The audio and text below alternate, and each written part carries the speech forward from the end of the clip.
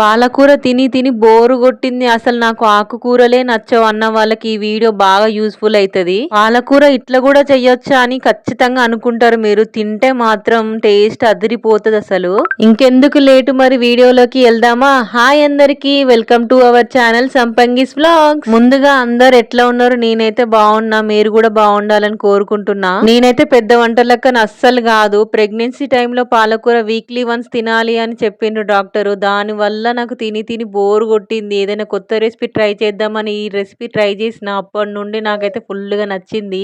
And పాలకూర కూడా చాలా మంచిది, హెల్త్ కి చాలా బెనిఫిట్స్ ఉంటాయి. ఇక ఈ పాలకూర, తోటకూర, అన్ని కూరలు, ఈ ఆకుకూరలు నచ్చని వాళ్ళకైతే ఈ రెసిపీ చాలా యూస్ఫుల్ అవుతుంది అండ్ మంచిగా ఉంటది తిన్నా కూడా. ఇప్పుడు నేను చెప్పే రెసిపీ కొంతమందికి తెలియచ్చు, కొంతమందికి తెలియకపోవచ్చు. నేను ఒకసారి మా అమ్మకు చెప్తే అబ్బా చాలా బాగుంది అన్నది. అందుకనే తెలియని వాళ్ళు కూడా ఉంటారేమో, ఆకుకూరలు నచ్చని వాళ్ళు కూడా ఉంటారు కదా అన్నట్టుగా ఈ రెసిపీ షేర్ చేస్తున్నా. ఇక మనం పాలకూరలోకి ఉల్లికారం ప్రిపేర్ చేస్తున్నాం. ఇప్పుడు కొంచెం ఆయిల్ పోసుకొని ఉల్లిగడ్డలు కొంచెం పెద్దగానే కట్ చేసుకోవాలి, ఎందుకంటే తర్వాత మనం పేస్ట్ చేసుకుంటాం. ఉల్లిగడ్డలన్నీ కొంచెం ఫ్రై అయిన తర్వాత మనకు కావలసిన కారం, అదే మిరపకాయలు యాడ్ చేసుకొని అవి కూడా ఫ్రై చేసుకోవాలి. కొంచెం ఫ్రై అయిన తర్వాత ఒక స్పూన్ శనగపప్పు అయితే యాడ్ చేసుకొని ఫ్రై చేసుకోవాలి. నేను ఇది ఫస్ట్ రెసిపీ ట్రై చేసినప్పుడు శనగపప్పు ముందే వేసిన, మొత్తం మాడిపోయింది. అందుకని శనగపప్పు లాస్ట్ లో వేసుకుంటే బెటర్, కొంచెం ఫ్రై అయితే బాగుంటది. ఇవన్నీ 2-3 నిమిషాలు ఫ్రై చేసుకోవాలి. పెద్ద ప్రాసెస్ ఏమి ఉండదు. ఈ ఉల్లికారం ఒకటి రెడీ అయితే పాలకూర వేసి కర్రీ చేయడమే.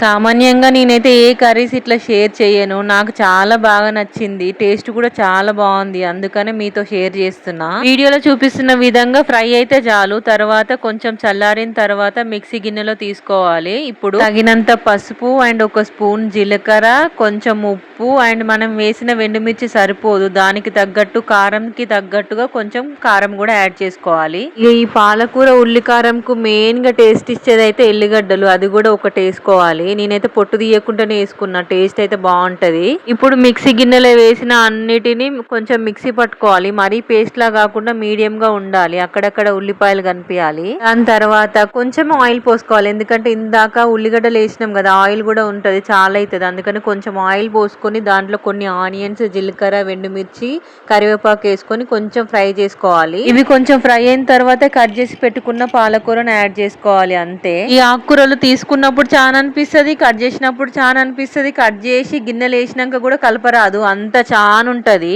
అని మొత్తం ఉడికి ఫ్రై అయిన తర్వాత ఒక్కరికి ఇద్దరికే సరిపోతాయి. అదే మ్యాజిక్ పాలకూర, తోటకూర, ఈ ఆకుకూరలతో అన్నిటితోని. ఇక నేను పాలకూర తీసుకున్నానంటే ఇక పప్పులు వేయడం ఇవన్నీ మర్చిపోయినా. ఏమన్నా అంటే పాలకూర ఉల్లికారం, పాలకూర ఉల్లికారం. ఇంట్లో కూడా అందరికి నచ్చింది ఈ రెసిపీ. నిజంగా చెప్తున్నా, ఇట్లా ఆకుకూరలు తినని వాళ్ళు ఒక్కసారి ఈ రెసిపీ ట్రై చేయండి, చాలా అంటే చాలా బాగుంటది. ఇప్పుడు ఫ్రై చేస్తున్న పాలకూర మీడియం ఫ్లేమ్ కాదు, లో ఫ్లేమ్ లో పెట్టుకొని ఫ్రై చేసుకోవాలి. ఒకవేళ హైలో అయినా మీడియంలో అయినా పెడితే పాలకూర మాడిపోతుంది, దాంట్లో ఉన్న వాటర్ అసలు ఇంకిపోవు, ఫ్రై కాదు. లో ఫ్లేమ్ లో పెట్టుకొని కలుపుకుంటూ మంచిగా ఫ్రై చేసుకోవాలి. అప్పుడే వాటర్ అన్ని ఇంకిపోయి పాలకూర మంచి టేస్ట్ వస్తుంది. అవును, వీడియో చూసే వాళ్ళ దాంట్లో ఎవరైనా ఆకుకూరలు నచ్చని వాళ్ళు ఉన్నారా? కమెంట్ చేయండి. ఒకవేళ ఈ వీడియో మీకు యూజ్ఫుల్ అయితే ఒక్కసారి కమెంట్ చేసి నాకు చెప్పండి, నేను హ్యాపీగా ఫీల్ అవుతా.